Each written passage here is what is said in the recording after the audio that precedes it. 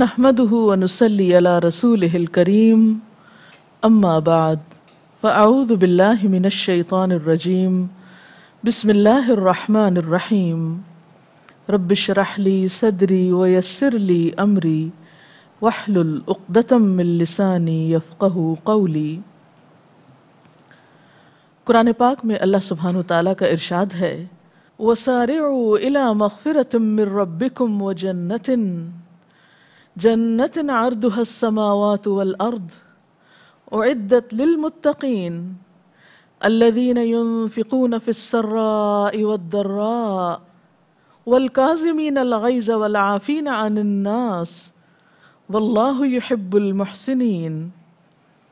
دوڑ کر چلو اس راہ پر جو تمہارے رب کی بخشش اور اس جنت کی طرف جاتی ہے جس کی وسعت زمین اور آسمانوں جیسی ہے، اور وہ ان خدا ترس لوگوں کے لیے مہیا کی گئی ہے جو ہر حال میں اپنے مال خرچ کرتے ہیں، خواہ بدحال ہوں یا خوشحال ہوں، جو غصے کو پی جاتے ہیں اور دوسروں کے قصور معاف کر دیتے ہیں۔ ایسے نیک لوگ اللہ کو بہت پسند ہیں۔ ان آیات مبارکہ میں اللہ تعالیٰ کے پسندیدہ لوگوں کی کچھ صفات بیان کی گئی ہیں جن کے لیے جنت کا وعدہ کیا گیا ہے، اور جنت کی صفت یہاں کیا بیان ہوئی کہ عرضها السماوات والارض، جس کا عرض یا چوڑائی یا وسعت آسمان و زمین جیسی ہے۔ اس جنت کے مستحق کون لوگ ہیں؟ جو تنگی اور خوشحالی میں اپنا مال خرچ کرنے والے ہوں، جو غصہ پی جانے والے ہوں اور لوگوں کو معاف کرنے والے ہوں۔ اور حقیقت یہ ہے کہ یہ صفات انہی لوگوں کے اندر ہو سکتی ہیں جن کے دل بڑے ہوں، جو وسیع ظرف کے مالک ہوں، کیونکہ جنت بہت بڑی جگہ ہے۔ وہ چھوٹے دل کے لوگوں کے لیے نہیں ہے، وہ ان کے لیے ہے جن کے سوچ کے افق وسیع ہیں، جو بہت بڑا ظرف رکھتے ہیں، جو لوگوں کو معاف کرنا جانتے ہیں۔ ان آیات میں اگرچہ بہت سی باتیں بہت خوبصورت اور وضاحت طلب ہیں، لیکن ہم آج کی گفتگو کے لیے منتخب کریں گے غصے کے عنوان کو جنت میں رہنے والے یا اہل جنت کاظمین الغیظ ہیں، غصہ پی جانے والے ہیں۔ غصہ ایک ایسی چیز ہے جو ہر ایک کو آتا ہے۔ کوئی شخص یہ کہتا کبھی سنائی نہیں دیا کہ مجھے کبھی غصہ نہیں آیا۔ اس کے برعکس اکثر لوگوں کو یہ کہتے ضرور سنا گیا ہے کہ مجھ میں ایک بڑی خراب عادت ہے کہ مجھے غصہ جلدی آتا ہے یا غصہ بہت آتا ہے۔ غصہ آنا ایک فطری سی بات ہے۔ اللہ تعالیٰ نے انسانوں کے اندر جہاں کچھ مثبت صفات رکھی، وہاں ان کے اندر کچھ منفی صفات بھی ڈالی گئیں بطور امتحان کے۔ فَأَلْهَمَهَا فُجُورَهَا وَتَقْوَاهَا، انسان خیر و شر دونوں چیزوں کا مجموعہ ہے۔ تو غصہ بھی انسان کے اندر موجود ہے قدرتی طور پر۔ ہاں، ہمارے دین نے انسان کو یہ سکھایا کہ وہ غصے کا استعمال کہاں کرے اور کیسے کرے۔ یہ نہیں کہا گیا کہ غصہ ختم کر دیا جائے، یہ بتایا گیا کہ غصے کا درست استعمال کیا جائے، اور جب غصہ اس قدر آ جائے کہ اللہ کی حدود پار ہونے لگے تو پھر اس کا علاج بھی بتایا گیا۔ نبی اکرم صلی اللہ علیہ وسلم نے فرمایا غضب سے بچو۔ غضب غصے ہی کا دوسرا لفظ ہے، کیونکہ وہ آگ کی چنگاری ہے جو ابن آدم کے دل میں جلتی ہے۔ تم دیکھتے نہیں کہ ایسے شخص کی رگیں پھول جاتی ہیں اور آنکھیں سرخ ہو جاتی ہیں؟ تو جس کو اپنے غصے کا احساس ہو جائے اس کو چاہیے کہ وہ زمین سے لگ جائے، یعنی عاجزی اختیار کرے۔ گویا غصہ ایک ایسی کیفیت ہے جو انسان کو روحانی طور پر بیمار کر دیتی ہے۔ یہاں پر ہم دیکھتے ہیں کہ غصہ کنٹرول کرنے کے لیے کاظمین کا لفظ آیا، کاف زوئے میم عربی میں مشک کے منہ کو بند کرنے کے لیے استعمال ہوتا ہے. جو واٹر بیگ ہوتا ہے اس کے منہ کو بند کرنے کے لیے لفظ استعمال ہوتا ہے. غصے کا آنا ایسا ہی ہے جیسے کسی واٹر بیگ میں گرم پانی کا ہونا، اور اگر اس کا منہ کھل جائے تو اس کے چھینٹے اڑ کے بہت سے لوگوں کو تکلیف دے سکتے ہیں، اور اگر اس کا منہ باندھ دیا جائے تو وہ پانی فائدہ مند بھی ہو سکتا ہے. ہمیں غصے کے موقع پر اپنے آپ کو منفی رویے سے بچانا ہے، لوگوں کو تکلیف دینے والے انداز سے محفوظ رکھنا ہے. تو آئیے مختصراً دیکھتے ہیں کہ غصے کے اسباب کیا ہوتے ہیں. غصے کا اصل اور بنیادی سبب تو تکبر ہوتا ہے. اپنی ذات، اپنی رائے، اپنے طریقہ کار کو بڑا سمجھنا، خود پسندی کا شکار ہونا، خود کو اہمیت دینا وغیرہ. ایسی صورت میں پھر کیا کرنا چاہیے؟ بعض لوگ تو اس کو پی جاتے ہیں، کنٹرول کر لیتے ہیں، یا ایک حد کے اندر اس کا اظہار کرتے ہیں. لیکن بعض لوگ اس کا اظہار بہت بری طرح کرتے ہیں، مثلا چیخ چلا کر، چیزیں پھینک کر، چیزیں توڑ کر، گالی گلوچ کر کے، لڑائی جھگڑا کر کے، مار کٹائی، بعض اوقات قتل و غارت تک نوبت آ جاتی ہے. ایسی صورت میں انسان حدود کے اندر رہ کر تو غصے کا اظہار کر سکتا ہے، لیکن حد کو پار کرنا انسان کے لیے نقصان دہ ہو سکتا ہے. اسی لیے اللہ سبحانہ وتعالیٰ نے اہل ایمان کی صفت کیا بتائی؟ والکاظمین الغیظ، کہ وہ اپنے غصے کو کنٹرول کرنے والے، اس کو روکنے والے ہوتے ہیں. کیونکہ غصہ ایک نقصان دہ چیز ہے. جب ایک انسان غصے کا شکار ہوتا ہے تو پھر اسے بہت طرح کے، مثلا جسمانی، ذہنی، روحانی، معاشرتی، جذباتی، کئی طرح کے نقصانات ہوتے ہیں. بعض اوقات اس کی صحت پہ برے اثرات پڑتے ہیں، بسا اوقات اس کے کام پر برے اثرات پڑتے ہیں. مسلسل غصہ کرنے سے انسان کے اعصاب کمزور پڑ جاتے ہیں، انسان منفی سوچ کا شکار ہو جاتا ہے. پھر اسی طرح انسان کی عقل بعض اوقات معوف ہو جاتی ہے، اور غلط قسم کے فیصلے انسان غصے کے تحت کر کے بسا اوقات اپنی ساری زندگی کو مصیبت میں مبتلا کر لیتا ہے. اور اسی طرح سب سے بڑی بات یہ کہ انسان کے ایمان کا دشمن ہے غصہ. رسول اللہ صلی اللہ علیہ وسلم نے فرمایا، جو شخص غصے کو روکے یعنی کنٹرول کرے، حالانکہ اس کو اختیار ہو اپنا غصہ پورا کرنے کا، یعنی وہ غصہ نکال سکتا ہے، تو قیامت کے دن اللہ تعالیٰ اس کو سب لوگوں کے سامنے بلائے گا اور فرمائے گا کہ جس حور کو تو چاہے پسند کر لے، یعنی اس کی پسند کی چیز اس کو دی جائے گی. اسی طرح ایک اور روایت میں آتا ہے کہ بندہ مومن کسی چیز کا گھونٹ نہیں پیتا جو اللہ کے نزدیک بہتر ہو غصے کے اس گھونٹ سے بڑھ کر جسے وہ اللہ کی خوشی کی خاطر پی جاتا ہے. یعنی اور کوئی چیز اس کے غصے کو کنٹرول نہیں کر رہی ہوتی سوائے اس احساس کے کہ میرے رب کو یہاں پر اس انداز میں بات کرنا یا غصے کا اظہار کرنا پسند نہیں. اسی طرح حضرت انس رضی اللہ تعالی عنہ سے روایت ہے، رسول اللہ صلی اللہ علیہ وسلم نے فرمایا، 3 چیزیں مومن کے اخلاق میں سے ہیں، جب اس کو غصہ آئے تو اس کا غصہ اس کو باطل کی طرف نہ لے جائے، ناحق کی طرف نہ لے جائے، اور جب وہ خوش ہو تو اس کی خوشی اس کو حق کے دائرے سے باہر نہ نکالے، اور جب وہ طاقتور ہو تو اس چیز کو لینے کی کوشش نہ کرے جو اس کی نہیں ہے، یعنی طاقت کے بلبوتے پر دوسروں کا حق نہ مارے. نبی صلی اللہ علیہ وسلم نے یہ بھی فرمایا، جو کوئی اپنے غصے کو باوجود طاقت رکھنے کے روکے گا تو اللہ تعالیٰ اس کے دل کو ایمان سے بھر دے گا.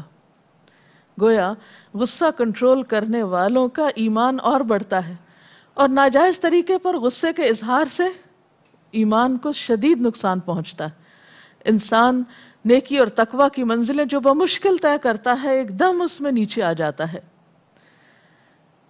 پھر اسی طرح غصے کا علاج بے حد ضروری ہے.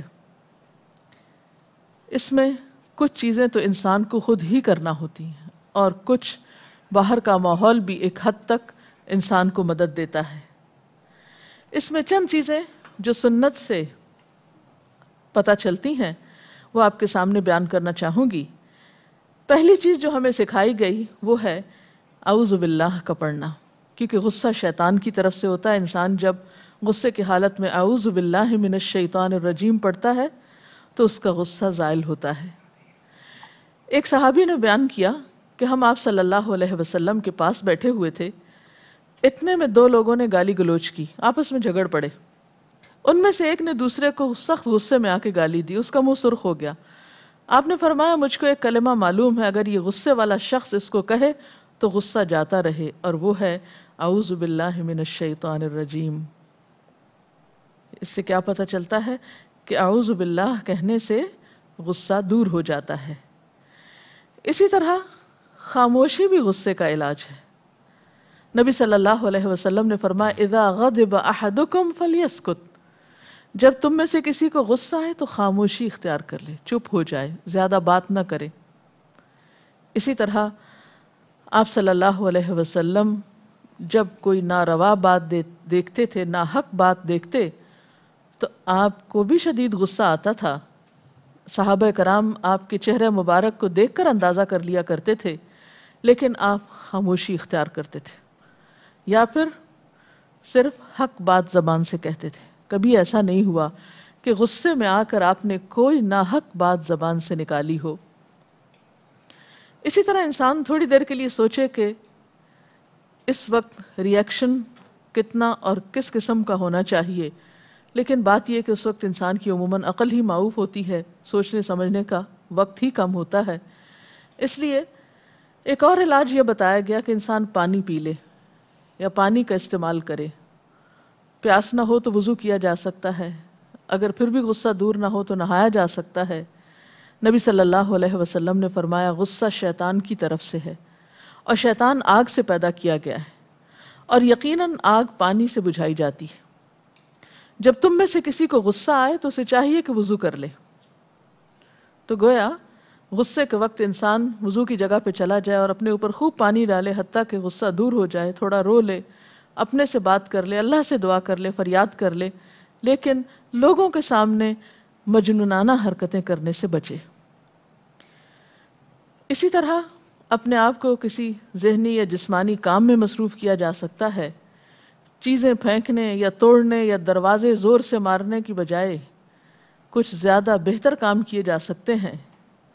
مثلاً کوئی کتاب پڑھی جا سکتی ہے، تلاوت قرآن پاک کی جا سکتی ہے، اسی طرح کچھ ایکسرسائزز ہو سکتی ہیں، واک کی جا سکتی ہے، کیونکہ بعض اوقات جسمانی مشقت انسان کی ایسے کیفیت سے اس کو باہر لانے میں مدد دیتی ہے۔ اپنی پوزیشن کو تبدیل کرنا بھی فائدہ مند ہوتا ہے۔ حضرت ابو ذر رضی اللہ تعالیٰ عنہ سے روایت ہے کہ نبی صلی اللہ علیہ وسلم نے فرمایا اگر تم میں سے کسی کو غصہ آئے اور وہ کھڑا ہو تو اسے چاہیے کہ بیٹھ جائے، پھر اگر غصہ جاتا رہے تو خیر، ورنہ چاہیے کہ لیٹ جائے۔ یعنی کھڑا ہے تو بیٹھ جائے، بیٹھا ہے تو لیٹ جائے۔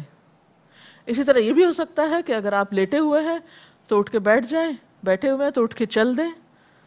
یعنی پوزیشن کا تبدیل کرنا، جگہ کا تبدیل کرنا فائدہ مند ہو سکتا ہے۔ پھر اسی طرح بعض اوقات ماحول انسان کی مدد کرتا ہے۔ اگر آپ دیکھیں کہ کوئی شخص غصے میں ہے تو کوئی سلی جوک کر دیں، کوئی ہلکی سی ایسی بات ہلکی پھلکی کر دیں جس سے ماحول میں شگفتگی پیدا ہو جائے اور غصہ کرنے والا ہنس پڑے، مسکرا پڑے، غصہ کرنا بھول جائے، کیونکہ ایک دوسرے کی مدد کرنا بھی بے حد ضروری ہے۔ یہ انتہائی جاہلانہ بات ہے کہ اگر ایک شخص غصے میں ہو تو دوسرا شخص اس کے غصے کو اور بھڑکائے اور اس سے ایسی باتیں کرے جس سے وہ اور زیادہ غضبناک ہوتا چلا جائے، کیونکہ ہم جن لوگوں کے ساتھ مل جل کر رہتے ہیں ان کی عادات کو بھی پہچانتے ہیں کہ کسی شخص کے غصے میں کن کن باتوں سے اضافہ ہوتا ہے اور کن کن چیزوں سے کمی ہوتی۔ لہٰذا ہم سب کو ایز اے فیملی ممبر یا جہاں پر سب مل جل کر رہتے ہیں کسی بھی مقام موقع پر، وہاں ایک دوسرے کی مدد کرنی چاہیے، دوسرے کا غصے کو کم کرنے کے لیے، اور ان اسباب کو دور کرنا چاہیے اور ان چیزوں سے بچنا چاہیے اور بچانا چاہیے جس سے دوسرے شخص کے غصے میں اور زیادہ اضافہ ہو۔ اسی طرح دوسرے کو چھوٹے چھوٹے جملے کہنا، ٹیک اٹ ایزی، کوئی بات نہیں، اس کا دھیان بٹا دینا، یہ چیزیں دوسرے کو مدد دے سکتی ہیں۔ اسی طرح غصے کے وقت نصیحت کرنا کسی کو زیادہ فائدہ نہیں دیتا، کیونکہ وہ اس وقت سننے کے موڈ میں نہیں ہوتا۔ مثلاً بچے اگر بہت غصہ کرتے ہیں تو اس وقت بہت ڈانٹ ڈپٹ نہیں کرنی چاہیے، کسی دوسرے وقت میں اچھی طرح بات کی جا سکتی ہے، دلیل سے سمجھایا جا سکتا ہے، غصے کے نقصانات بتائے جا سکتے ہیں۔ پھر اسی طرح اپنے آپ کو بہت زیادہ حساس نہیں کہنا چاہیے۔ بعض لوگ اپنے آپ کو غصے کی غذا دیتے ہیں، میں بہت حساس ہوں، میں بہت سینسیٹیو ہوں، مجھے بہت جلد غصہ آ جاتا ہے۔ یہ کلمات دہرانے نہیں چاہیے، کیونکہ انسان جب ایسی باتیں بار بار کرتا ہے تو اس سے ایسی منفی عادات اور زیادہ پختہ ہوتی ہیں، اور بار بار دوسروں کے سامنے کہنے سے جھجک اتر جاتی ہے، اور اس سے انسان کا مزید نقصان ہوتا ہے۔ اسی طرح انسان کو غذائی عادات پر توجہ دینے کی ضرورت ہے کہ اس کے کھانے میں کوئی ایسی چیز تو شامل نہیں ہے جس سے اس کے خون میں ایک دم گرمی پیدا ہوتی ہے اور بہت جلد غصے کا شکار ہو جاتا ہے۔ جاپان میں ایک حالیہ تحقیق کے مطابق نوجوانوں میں غصے کے اسباب کا جب پتہ چلایا گیا تو اس کا سبب یہ پتہ چلا کہ وہ زیادہ وقت ٹی وی کے سامنے یا اسکرین کے آگے بیٹھے رہتے ہیں یا کمپیوٹرز کے سامنے بیٹھے رہتے ہیں، جس سے ان کے دماغ کا فرنٹل لوب ڈیولپ ہی نہیں ہو پاتا، یعنی پوری طرح ڈیولپ نہیں ہو پاتا، جو کہ ضبط نفس کے لیے بہت اہم ہوتا ہے۔ اور ان کو آلٹرنیٹ کے طور پر ردم کے ساتھ یا گا کر چیز پڑھنے کو سجیسٹ کیا گیا، اور میں سمجھتی ہوں کہ اس کے لیے بہترین علاج یہ ہے کہ انسان بہت خوبصورت آواز سے قرآن پاک پڑھنے کی عادت ڈالے، جیسا کہ صبح کے وقت، فجر کے وقت نماز کے بعد بلند آواز سے تلاوت جو ہے وہ ایک پسندیدہ عمل ہے، اور ایسی بہت سی عادات کو انسان کے اندر جو مثبت عادات ہیں وہ پیدا کرنے میں مدد دیتا ہے۔ پھر اسی طرح یہ ہے کہ جو اسباب انسان کو غصہ دلاتے ہیں ان اسباب کے بارے میں کسی دوست سے، کسی ہمدرد سے ڈسکس کر لینا چاہیے تاکہ مسائل کا حل سامنے آئے اور انسان ان مسائل سے نکلنے کی کوشش کرے جو عموماً غصے کا سبب بنتے ہیں۔ پھر اسی طرح یہ ہے کہ والدین بچوں کے سامنے اچھی مثال پیدا کریں، بجائے اس کے کہ بچوں کو لیکچر دیا جائے کہ غصہ نہ کیا کرو، خود اپنے عمل سے ثابت کریں کہ غصہ کرنا کوئی اچھی عادت نہیں، تاکہ ان کے اندر غصہ دور ہو۔ بعض لوگوں کا خیال یہ ہے کہ شاید غصہ کرنے سے یا غصہ نکالنے سے غصہ ختم ہو جاتا ہے، لیکن تحقیق یہ بتاتی ہے کہ زیادہ غصہ کرنے سے غصہ مزید بڑھتا ہے۔ اس کا علاج یہی ہے کہ کنٹرول کر لیا جائے، بہت زیادہ اظہار سے اس کا علاج نہیں ہوتا۔ نبی صلی اللہ علیہ وسلم نے اصل طاقتور کی تعریف یہ بتائی کہ پہلوان وہ نہیں جو لوگوں کو پچھاڑ دے، بلکہ پہلوان وہ ہے جو غصے کے وقت اپنے آپ کو قابو میں رکھے، یعنی زیادہ طاقتور انسان وہ ہے۔ بہرحال اللہ تعالیٰ سے دعا ہے کہ اللہ تعالیٰ ہمیں اپنے غصے کو کنٹرول کرنے کی صلاحیت عطا کرے، تاکہ ہم بہتر انسان بن کر اس زندگی کو بسر کریں، اور پھر اللہ تعالیٰ کے پاس جب حاضر ہوں تو وہ ہم سے راضی ہو جائے اور ہم اس سے راضی ہو جائیں۔ اس سلسلے میں اگر کوئی سوال ہو تو آپ کر سکتے ہیں۔ بعض اوقات یہ ہوتا ہے نا کہ ہم غصہ تو کنٹرول کر لیتے ہیں، لیکن ایک کتھارسس چاہیے ہوتا ہے، لائک کسی نے بہت ہرٹ کیا یا کسی نے کچھ ایسا کیا، تو اپنا کتھارسس کیسے کریں پھر؟ اس میں انسان صرف کسی ایسے شخص سے بات کرے جو اس کو آنیسٹلی صحیح مشورہ دینے والا ہو۔ ایسے شخص کے پاس نہیں جانا چاہیے جو آپ کی ہر بات کے ہاں میں ہاں ملائے، یا آپ کو اچھا مشورہ نہ دے سکے، یا یہ کہ صرف آپ کے ڈر سے یا آپ کے خوف سے آپ کی مرضی کی بات کر کے آپ کے غصے کو اور زیادہ بڑھا دے، یا ان اسباب کو اور زیادہ بڑا کر کے بتائے کہ آپ ہی حق پر ہیں۔ اچھا مخلص دوست یا کوئی ایسا انسان جو آپ کو آپ کی اصلاح بھی کر سکے اور آپ کا کتھارسس بھی کر سکے یا آپ کا غم سن سکے، اس سے ڈسکشن کرنا مفید ہو سکتا ہے۔ اگر غصہ آئے اور اس کے بعد مطلب انسان آؤٹ آف کنٹرول ہو جائے، پھر بعد میں احساس ہو کہ مسٹیک ہو گئی ہے اس سے، مطلب ریپیٹیڈلی یہ چیز ہو انسان سے، تو کیا اللہ کے نزدیک یہ قابل معافی ہے کہ آپ ہر دفعہ اللہ سے ایکسکیوز کر لیں، معافی مانگ لیں؟ ہاں، اگر آہستہ آہستہ وہ چیز کم ہوتی جا رہی ہے، مثلا پہلے بہت شدید تھی، پھر اس سے کم، پھر انسان مسلسل کوشش میں اپنی اصلاح کے، تو انشاءاللہ قابل معافی ہے۔ لیکن اگر انسان اصلاح کی کوشش نہ کرے اور ہر دفعہ یہی جواز پیش کر دے کہ بس میں کیا کروں، میری تو عادت یہی ہے، میں تو یہ کر ہی نہیں سکتا، تو یہ درست نہیں ہوگا۔ بعض اوقات ہمیں بعض لوگوں کا پتہ ہوتا ہے کہ ان کو غصہ آتا ہے نا، تو جان بوجھ کے کچھ لوگ پھر ایسے اس طرح کی باتیں کر دیتے ہیں کہ اس بندے کو جو اس کی نیگیٹو یہ عادت ہے اس کو مزید بڑھا دیتے ہیں، تو پھر اس سلسلے میں کیا کرنا چاہیے؟ اس سے بھی بچنا چاہیے، کیونکہ یہ کسی کے ساتھ ہمدردی نہیں ہے۔ مومن کے لیے ہمدردی کے جذبات رکھتا ہے، اس کا مددگار ہوتا ہے، نہ کہ اس کی منفی عادات کو یا منفی چیزوں کو سامنے لانے کا سبب ہوتا ہے. تو ہمیں ایک دوسرے کی سلسلے میں وتواصوا بالحق وتواصوا بالصبر ہے نقصان سے بچنے کا طریقہ، نہ کہ اس کے برعکس. آپ نے بتایا تھا کہ انسان شر اور خیر دونوں کا مجموعہ ہے، تو کس طرح؟ یعنی انسان کے اندر اچھی عادات بھی ہیں، اچھائی کا جذبہ بھی موجود ہے، اس کے اندر نیک بننے کی صلاحیت بھی موجود ہے، اور اسی طرح اگر وہ برائی کی طرف جانا چاہے تو اس کی بھی اس کو سہولت ہے، جو راستہ چاہے اختیار کرے. اللہ تعالیٰ قرآن پاک میں فرماتے ہیں وَهَدَيْنَاهُ النَّجْدَيْنِ، ہم نے اس کو دونوں راستے دکھائے. یعنی ایک تو ایک انسان کے اندر خیر اور شر ڈالی کہ الہمہا فجورہا و تقواہا، اس کے ساتھ دو راستے بھی بیرونی طور پہ بتائے کہ وہ نیکی کی طرف جائے یا برائی کی طرف. جیسے ایک اور جگہ پر فرمایا اما شاکرم و اما کفورا، خواہ شکر گزار بنے یا ناشکرہ بنے. غصے کا درست استعمال کیا ہے؟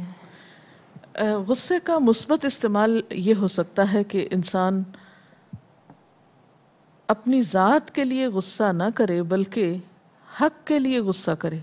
جیسے کہ ایک حدیث میں آتا ہے رسول اللہ صلی اللہ علیہ وسلم نے اپنی ذات کے لیے کسی سے کبھی کوئی انتقام نہیں لیا مگر یہ کہ اللہ کی حرمت کو توڑا جائے، اس کے لیے آپ انتقام لیتے تھے. یعنی انسان اپنے اس جذبے کو یا اس غصے کو ان کاموں میں استعمال کرے جو معاشرے کی اصلاح کے ہیں یا فائدے کے ہیں بنسبت اس کے کہ تخریب کی طرف لے جانے والے ہیں. تو کسی بھی مثبت ایکٹیویٹی میں اپنے آپ کو خوب لگا دینا قدرتی طور پر آپ کے اندر منفی جذبات کے استعمال کو کم کر دے گا یا جذبات کے منفی استعمال کو کم کر دے گا. اس کے ساتھ ہی ہمارے آج کے پروگرام کا وقت ختم ہوتا ہے. اجازت چاہتے ہیں. والسلام علیکم ورحمۃ اللہ وبرکاتہ. اللہ اکبر اللہ اکبر لا الہ الا اللہ واللہ اکبر اللہ اکبر وللہ الحمد.